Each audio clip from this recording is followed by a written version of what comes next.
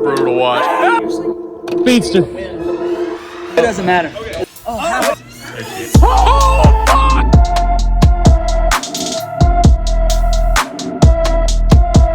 Yo, what up, everyone? Welcome to the Rad Avenger League Weekly Preview, Week 9 edition. Yeah, fuck it. It's Week 9. We got a lot of separation in the leaderboards this week. Not a lot of movement, but a lot of separation. Staying up at first place, Riley, obviously 6-2. One, no movement there. Cameron hanging out in second place at 5-3. With three of the rest of us. Big log jam at 5-3. Tim, the big mover this week, jumped up 3 spots to third place. Also at 5-3, myself in fourth place at 5-3, didn't move. Andrew dropped 2 spots after the loss to Tim, fucking up his head-to-head record. And then we have Wade, who still is just slowly declining, dropping down to 6th place. Ashley is, as it stands right now, the first team out of the playoffs, in 7th place at 3-5.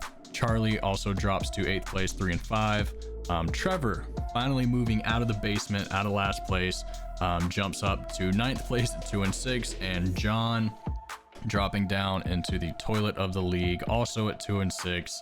I don't think John and Trevor have played yet this year. John, you can correct me if I'm wrong. I assume you're here. I don't fucking know. Also at 2-6, losing on what I assume is points. Jumping over to the waiver wire action this week. Not a lot of names really out there. A lot of buys, a lot of injuries, a lot of people fucked overall, and not a lot of people out there to replace them. Probably because the IR. Trevor did bring up a good point there. You know, the IR spot really fucking us up. Damn, when did waivers process? Yesterday, the 1st? Damn, there's been a ton of movements. Oh, but it's kickers and defenses. I'm not fucking looking at that. Jesus Christ. Oh, it's because I'm looking at everything, not ads. Okay, much better. John adds Gardner Minshew in his permanent streaming quarterback situation. Wade adds Taysom Hill off of his 2 touchdown games. You know, adding Taysom Hill off a big game usually goes well. I added Royce Freeman because I need a running back. Raleigh added a kicker, good for him. John added the Giants defense, good for him. Wade with the defense. I added Khalil Herbert, kind of in anticipation of him coming back next week. Had a little bit of a droppable spot and could go ahead and slot him back into the IR. John picking up a kicker. I also snagged Amari DiMercado in hopes to get some type of production out of running back while Christian McCaffrey is out on his bye. Tim went ahead and snagged Cam Akers and Jahan Dotson. And then Cameron brought it all the way back around with Brandon Cooks.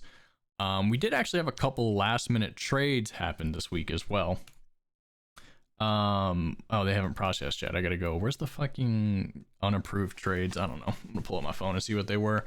I'm pretty sure it was Cole Kmet for Jerry Jeudy between Trashley, and the other one was also semi-irrelevant. John taking Alexander Madison for Tank Dell, Wade being the other beneficiary there. Whatever. Those are trades that happened. As for how impactful they are, who the fuck knows? Now for the only part of this that maybe actually needed to be live or works live, works well live anyway. Oh,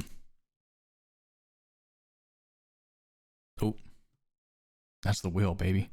Last week, Cameron was the winner of the wheel, the winner of his nice $10, starting Miles Sanders, who put up 0 points. So congratulations to Cameron for having the shittiest player started this week, and let's see what we got.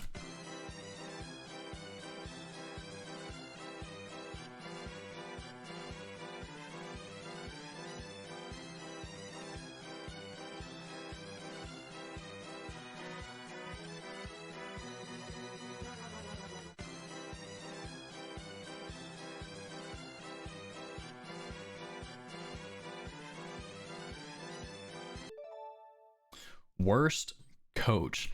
Now that would be very similar to, what was it, the first week? That's the wrong channel. Fuck. Some little stories, pins. Well, we won. We had best coach, so least amount of points left on there. Highest scoring bench. That was what I was thinking of. It will be different from that. That one was just overall points.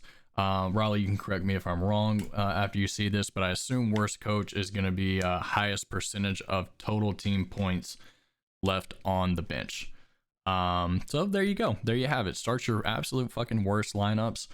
Sorry if anybody got fucked out of $10 because of this Titans Steelers game, but I assume outside of Derrick Henry, we're not really starting anyone here. So, you know, or D-Hop. I guess D-Hop is out there too. And what's really fun about this week's preview is because I started it during Thursday Night Football, we'll be able to get live updates of Thursday Night Football as they go. And right now it is 3rd and 8. Will Levis is looks like he's changing the play.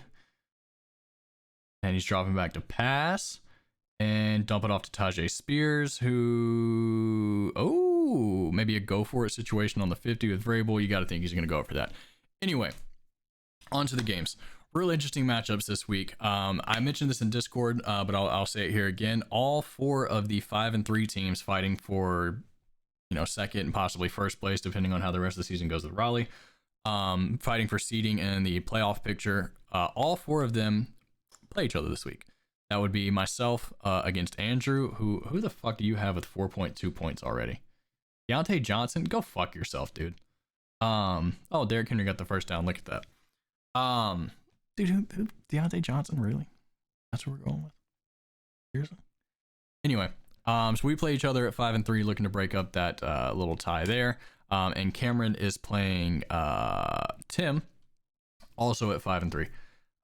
Everybody else, you know, a couple of these games, specifically Wade and Ashley, will have some very interesting playoff implications as far as who makes it. I think most of the 5-3 teams are probably pretty safe to be into the playoffs. There's probably, well, I say that at least one of us is probably going to drop out at some point. My money's on Cameron, sorry, but the Ashley Wade matchup provides a lot of intrigue as far as sneaking into the playoffs on the back end. You know, and Charlie plays Raleigh. So we'll start with first place. We'll start with that game. Because it is semi-interesting in a way, mostly due to the fact that we'll kind of know by the end of tonight, and if you're watching this on Friday and not live, which judging by the numbers here, that is most of you, we'll kind of know how this game is going to go, because Charlie has D-Hop and George Pickens playing right now, and 7 minutes left in the first quarter. Neither one of them have a point or reception, which this is going to be a slow, ugly, like bruising game, I imagine, so it's not entirely shocking. But starting with Raleigh's team here, Lamar Jackson has looked you know, pretty fucking good as far as a real life quarterback goes. Fantasy quarterback, he's had his ups and downs.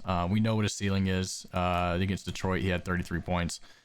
Just lit it up. Last week didn't really need to do much. Gus Edwards had 3 touchdowns, so it didn't really leave a lot of meat on the bone for trickeration. A lot of meat on the bone for Lamb Jack himself. But this week he gets Seattle, who is a you know, a better defense than they were last year. The Legion of Spoon out there. So a decent, solid secondary in Seattle. But I don't think you'll run into the same issues that you have with Arizona, where he literally just doesn't have to throw the ball to do anything. So I expect him to have a pretty good week. He comes back home. You know, I like Lamb Jack in this situation. Raheem Mostert in the early window. I hate running backs in the early window. And I could see an argument for loving them. The defense is tired, a little sluggish, and it's a good time to run down their throat. Raheem Mostert's not really running down anyone's throat. He could beat him to the edge, but fuck it. It's Miami, dude. They're going to put up points. Kansas City, what is their defense ranked against running backs? Number 9. Actually makes sense. I actually thought it'd be a little bit higher, just based on some of the just ugly, horrific games they've been in. But I do like the Dolphins a lot in that game. I do like them to put up a lot of points. I like Kansas City to come out very sluggish, which would... Why am I getting offered for this channel? Anyway, you know, despite losing last week and despite how, you know, you would think they would come out firing, but I do think the travel is going to hurt them. And I low key Chiefs might stink. I think they might stink. And I 100% know I'm going to get crucified for saying that if they turn around and win the Super Bowl and go on a huge run. I think the Chiefs just might stink. Austin Eckler against the Jets is a really tough matchup. He's going to be good in the passing game. The Jets, actually, number 24 against opposing running backs. That is shocking. But he's obviously the safety outlet there for Justin Herbert, and his floor is insane. AJ Brown's had 125 yards in 3 straight games, but he gets to play against a real secondary this week. Dallas number 2 against opposing wide receivers, really not allowing a lot there. And Stephon Diggs against Cincinnati, I don't know, because in my head that's going to be a shootout, but I have to get past this. Once again, I've talked about it last week. The Bills offense has been middling. Do I think they're going to lose out and miss the playoffs and stink? No. But we've seen them now 1.5 times against Joe Burrow, and neither time has looked good. But I mean, the Bills should be fired up, given what happened last year. D-Hop step back to pass? Yikes. Okay. Yeah, nothing happened there. Going over to Charlie's side. Charlie put up 143 points last week. He was last week's highest scorer, yada, yada, yada. Do I think it's repeatable? No. Did I deserve to get accidentally shit on like that? Probably. I've talked a lot of shit this year. It's probably on me. So, congratulations, Charlie. You got a huge win. Put up a lot of points. Congrats, buddy. Geno Smith against Baltimore, I don't love that. Kenneth Walker also against Baltimore. I like that matchup a little bit more, and I do think they're going to have to rely on the run game a little bit more than they would like to. Baltimore, the number 1 secondary in the league. Didn't know that. Rachaad White against Houston. This isn't the gimme that it used to be. Obviously, Houston's done a lot on the defensive side. D'Amico Ryans is an awesome coach. And Rachaad White, he had 14.4 last week. A ton of that was through the air. I think that's going to be a little bit of a slobber knocker of a game in Houston. So I don't love that. I talked about D-Hop and George Pickens going right now. I think that's going to be a pretty slow-paced game. And right now with 3 minutes left in the first quarter on 3rd and 5, neither D-Hop or Pickens has a catch. Now, Charlie, starting my boy, Gerald Everett. I love me some Gerald Everett. I love me some Chargers. Is that going to overcome the rest of the team? No, I don't think so. And the man of the hour, Gus Edwards, coming off a dominating 3-touchdown performance, 28 points, had 20 the week before. It's what it's been for the last couple years. Just whoever's starting for the Ravens at running back, start him. Doesn't really matter who it is. Just start them. They're going to run the ball. They're going to run it well, especially with Todd Monken now at the helm. So, I don't see him doing 30 points again, but, he'll do solid. As far as predicting a winner, I'm going to go with Raleigh again. Like I said, I don't think, oh, hey, D-Hop got half a point. Congrats, man. I don't foresee Charlie repeating his performance from last week with, breaking 140. And until somebody, it's kind of back to what we have done the last 2 years. Until somebody beats Raleigh, I can't really pick against him. Let's jump over to Wade and Ashley. Like I said, a ton of playoff implications here. If you go back to the leaderboard, only a game separates these two. And obviously the win from Ashley would give her the head-to-head advantage, and she already has some advantage over Charlie. I don't know if it's head-to-head or if it's definitely not points, so it must be head-to-head. Yeah, so a Wade here, a win here puts her in the playoff picture. It puts her in 6th place. I don't know, how fucked up the tiebreakers get here if there's a 3-way tie at 4 and 5.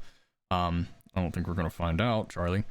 But yeah, she's back into the playoffs, and right poised to just start making a run. So let's see how possible that's going to be. If we get back over here. So currently she's already got a sack from the Steelers defense, so that's nice. Dak Prescott against Philly. I noticed a couple people picked it in the Dream Team picks. I absolutely love that matchup. Love it from me too, because I think CeeDee Lamb's going to have a monster day. But last week when CeeDee Lamb did have a monster day, yeah, he put up 28 points, and I think he's probably in line to do that again. Philly's weakness is their secondary. I know they added Kevin Byard, but he's fresh off a trade. And, you know, I don't know how impactful he is. I don't know, and I'm not going to look or take time. I know they had some injuries in the secondary, and I'm really interested to see when a lot of those come back, mostly because of my defense. Oh, shit, damn. There goes 3 points right there, Ashley. I'm sorry. DeAndre Swift against Dallas could be a pretty tough matchup. Dallas a lot better against the pass and the run, but still a dominant defense overall. In fact, no, they haven't played this year, have they? No, they have not. Dallas averaging 17.91 to opposing running backs. And when you factor in the Jalen Hurts factor of poaching all the touchdowns, I do think DeAndre Swift is in line to have a pretty pedestrian week this week. A lot of Eagles Cowboys stake going on here. Jonathan Taylor, all the way back until he wasn't. 11 carries for 95 yards in the first half, and I don't think he had a carry in the second half, but gets a just terrible Panthers team this week. So look for him to have a vintage 2021 Jonathan Taylor rebirth. Just go ahead and imagine a lot of JTTs in the chat. Pumped about that. And in that same game, on the flip side, Adam Thielen, the PPR nightmare, coming off another 72-yard performance. I mean, this is a disappointing performance from Adam Thielen, and he had 11.2 points. You know, I would kill to have picked up a dude off the waiver wire that averages, you know, his floor is 10 points. Just crazy. And, you know, going up against Indy this week, number 18 secondary. He's the only option in Carolina. Bryce Young finally got a win, maybe got some swagger to him. Sorry, I thought Deontay Johnson was catching another pass. Turns out it was just a replay. He sure is throwing to him a lot. Go to Pickens. Go to your boy. Yeah. Kyle Pitts, you know, he's should be better with Taylor Heineke. That's all I'll say. I'm sorry I got you to finally switch to him, and he's gone 6.2 and 5 points, but hell, it's tight end. That might as well be your leading fucking scorer at this point.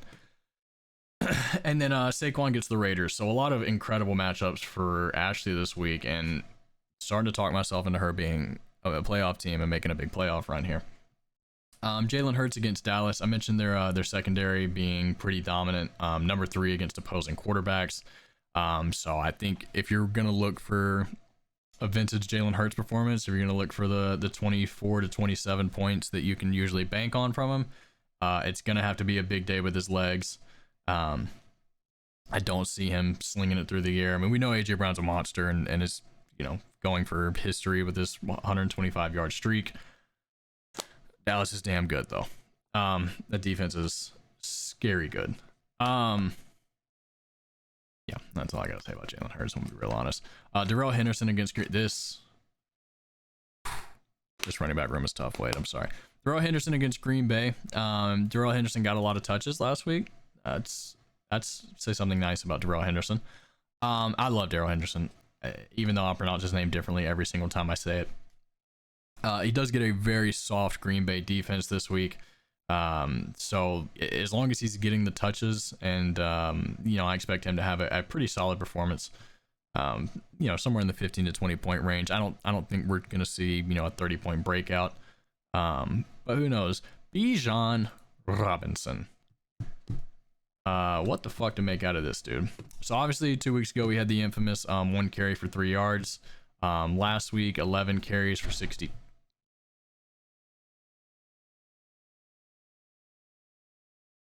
Sorry, the door just slammed. It scared the fuck out of me. 11 carries for 62 yards and a touchdown, 12 points. I mean, it's fine.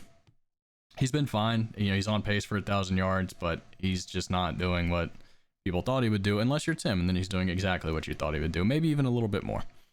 And he gets Minnesota, who sneaky has a good front on their defense. So don't expect him to just run through them.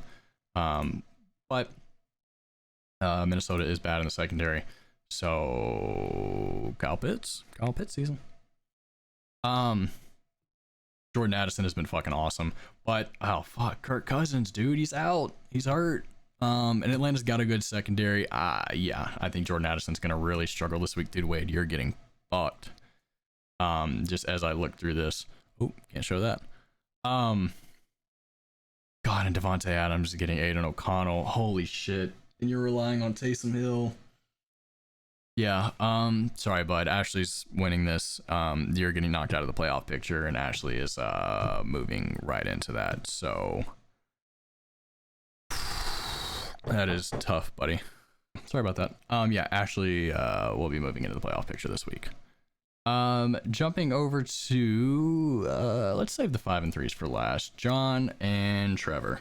Derrick Henry already at 2.6 points in the first quarter of this game. I probably would expect him to have a lot more by the end of this. Pittsburgh being the number 23 defense against running backs. And Derrick Henry, I don't know if you know this, he's a pretty good running back. I picked Tua to be my number 1 scorer this week. I talked about my reasoning there a little bit earlier.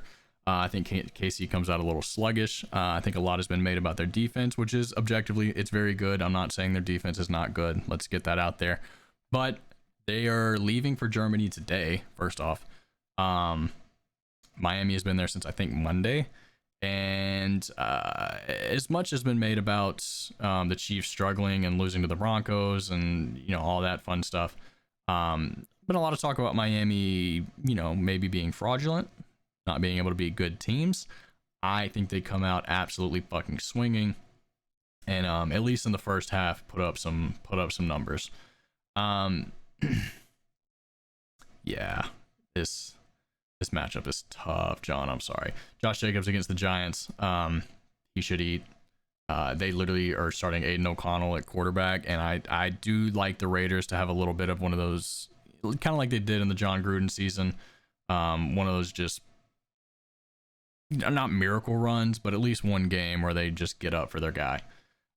Keenan Allen will probably be matched up with Sauce Gardner again on the Jets, who is number 1 against opposing wide receivers. So Keenan Allen's just a PPR machine. I don't think he's gonna have a bad day. What he's been doing the last 2 weeks. Honestly, what he did 2 weeks ago was against Kansas City, 55 yards. Maybe he gets into the end zone and kind of salvages a day there. But I wouldn't expect anything too crazy out of Keenan Allen. Jamar Chase, on the other hand, I talked about the last trip to Buffalo a little bit when we was it Diggs? I think I was talking about. I do think Diggs and Chase have a little bit of a back and forth. I think they both have some pretty monster games in prime time. It's kind of what that game was made for. And plus Jamar Chase, he's Jamar Chase, dude. He's fucking awesome. He put up 20 points against San Francisco last week. 100 yards and a touchdown. I expect a very similar performance. Who is it tied in? Oh, he's getting Cole Kmet. Yeah, that's right. Okay, so Cole Kmet, whatever, it's Cole Kmet. DK Metcalf against that top ranked Baltimore defense. Yeah, good luck. Yeah, dude, I'm sorry, my brain is fucking gone. So flipping over to the other side here, John is having to start Gardner Minshew, which against Carolina is maybe not the worst thing in the world. But the fact that you're just forced to start Gardner Minshew, that sucks a lot. I'm sorry. Damian Pierce is now, what I think he said, missed 2 practices in a row. Yeah, he hasn't practiced yet, so we don't even know if he's going to be in. Zach Charbonnet. It's Zach Charbonnet. Garrett Wilson. Hey, Garrett Wilson's playing a bad secondary, and he's been producing, right? What's Garrett Wilson been up to? Yeah, man, he had 100 yards last week against the Giants. Garrett Wilson should absolutely shred the Chargers defense, and assuming Zach Wilson can get on the ball a couple times, I do think he could have a pretty good day. Rashee Rice. Bro, John, you're really gonna make me read these names, dude? Fuck. Yeah, Rashee Rice is playing Miami this weekend. Dallas Goedert is playing Dallas. That's funny. That's quirky, right? Terry McLaurin is playing New England. Yeah. They sure are. They sure are. Yeah, I think Trevor probably wins this game. Just I'll leave it there. Now to the main events. The second place battles. So I mentioned Deontay Johnson already has 4.2 points. Joe Burrow against the Bills. I'm gonna be honest, it terrifies me. I see a duel coming there. It's been a lot of talk, especially from the Bills side. And I think Joe Burrow is good enough and competitive enough to very easily keep up with that. Alvin Kamara against the Bears. Fuck, dude, are you serious? Oh, God. I'm gonna play Alvin Kamara against the Bears. Tony Pollard against the Eagles. Okay, finally a bad matchup. The Eagles, the best run defensive team in the National Football League, which really just feeds into CeeDee Lamb on the other side, who's playing the worst secondary in the National Football League. So there's something to get excited about, Chandler. DJ Moore, he's really good, and he's got nobody to throw to him. I don't know what else you want me to tell you. And he's playing the Saints, who do have a very, very good secondary. Yeah, ignore that. The Saints secondary is good. Deontay Johnson is in the middle of this game, which he's got 32 yards and 2 catches. So that's a little bit scary to me that he's already kind of putting those numbers up in the first quarter. Don't love it. Travis Kelce. I have spent the entire week convincing myself that, and this is the basis, I'm gonna be honest, this is the basis for my whole take on the Chiefs this week, that they stink, and it's only so that I can convince myself that Travis Kelce doesn't have 50 points on Sunday morning before we even start that game. That's it. So I'm not going to talk anything else about the Chiefs. That's it. That's the whole thing. Well, I will, because Cameron has Mahomes in them, but that's it. The Chiefs stink. Travis Kelce will not have 50 points. Fuck. Why do you have so many Saints playing the Bears this week of all weeks? All the weeks in the football season. Why do you have so many Saints playing Bears? Go fuck yourself. And I wouldn't even be mad if the 49ers were on a bye this week. Anyway, Justin Herbert against the Jets, it terrifies me. I don't think it's going to go well. You know. I mean, who's a similar defense they play? Dallas, 18 points. I can live with 18 points. Kansas City, 10 points. That scares me. Aaron Jones is apparently wearing a non-contact jersey now while he practices, so that's a lot of fun. Remember when he was RB1 week 1? That was a blast. If we could go back to that, that'd be great. This fucking guy, Amari DiMercato, he did get, he's not practicing.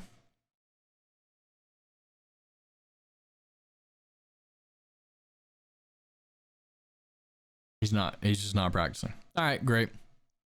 He gets a lot of volume when he plays. That's cool. Hey, Cooper Kupp against Green Bay, I think is Cooper Kupp. My only saving grace for these 2 weeks, or for this week, is going to be CeeDee Lamb and Cooper Kupp. Cooper Kupp has had a struggling 2 weeks. I mean, 2 weeks ago, Puka Nacua just got fed.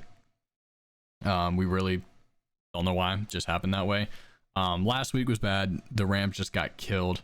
It does make me nervous that Stafford is very injured right now, just because of the best friend situation. But Green Bay just traded away one of their top corners, so it should leave something open for Cooper Kupp to eat. CeeDee Lamb, I told you, he should absolutely shred this Eagles defense.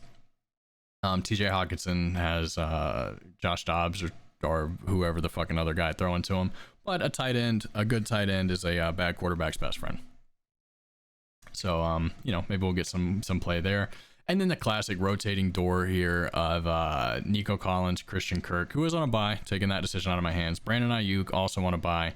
Michael Pittman playing Carolina. I've thought about it a little bit, but I think I got to rock with Nico there. I think this game's going to be very close. I wish I had Christian McCaffrey, obviously. Bet on yourself. I've said that always. So I do think I'll win this game. But I'm not. Why am I only projected 100 points? it's got to be Aaron Jones or DeMarcado has got to be ruled out. This fucking sucks. I think I'll win, but I'm not happy about it.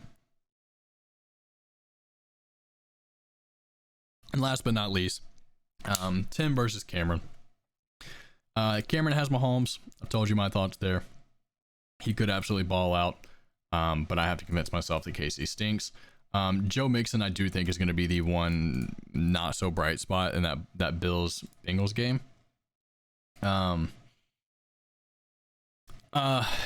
mean, the Bills are able to be run on, but I do think Joe Burrow is going to kind of take that game into his hands, and Joe Mixon is he's just not that great. Isaiah Pacheco, if I'm correct about the Chiefs, may be the biggest beneficiary of this game. I think the Dolphins are soft. I think Isaiah Pacheco runs hard.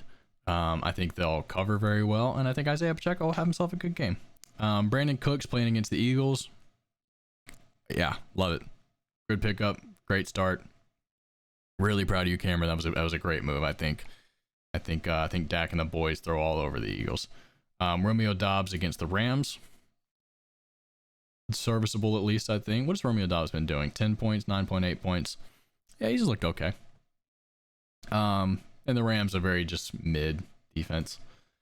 Mark Andrews has been just coming right back on. He's looked good. 20 points, 12 points, 8. Yeah, he looks like vintage Mark Andrews. The offense kind of flows through him and Lamar. And I think he has the potential to kind of eat again on Saturday and retake kind of that number 2 tight end position behind the best tight end in the league. We all know Sam Laporta. Sorry, I couldn't help myself. Oh, Sam Laporta's out this week, Tim. I'm sorry, buddy. I'm sorry. I didn't mean to bring him up. And then Chuba Hubbard. I really wanted Chuba Hubbard. That's all I'll say. Josh Allen playing the Bengals. Like I said, I've talked about that. I think it's going to be a duel. Jerome Ford gets the Cardinals, who, if he is healthy, and I think Deshaun Watson's probably not going to play again, is what it looks like. He should be able to run all over them. If not, well, there's Kareem Hunt sitting right there, nice and pretty for you. Fucking Breece Hall is going to dominate the Chargers. Holy shit. Dude, why'd y'all let me trade Breece Hall? I can't wait to keep him next year. I'm so excited. Mike Evans against Houston. It's Mike Evans. Houston does have, oh my God, number 4 against opposing wide receivers. I was about to say Houston's got a sneaky good secondary. I didn't know it was that good. Dude, good for them. Tyreek Hill against Kansas City. 40 burger, 40 watch incoming. He's been there. He's rested.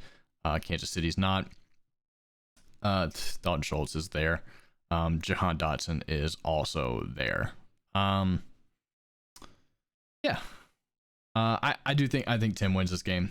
I think Josh Allen, Breece Hall, and if Jerome Ford or Kareem Hunt play, whichever of them, Tyreek Hill, I do think Tim has the firepower to absolutely win this game. And Cameron's kind of just stuck holding on until Achane and Jefferson come back, which I think I've said that every week. If he can be, in the hunt for a playoff spot when they get back and sneak in, I think he's going to be very dangerous, but he's kind of in the position that Ashley was at the beginning of the season, just waiting on Saquon and Jonathan Taylor. And look, it's worked out for her. I think she's about to sneak her way back into a playoff spot. But anyway, those are the games this week, everybody. Thank you for tuning in. If you watched the live, thank you. If not, go fuck yourself. Bye.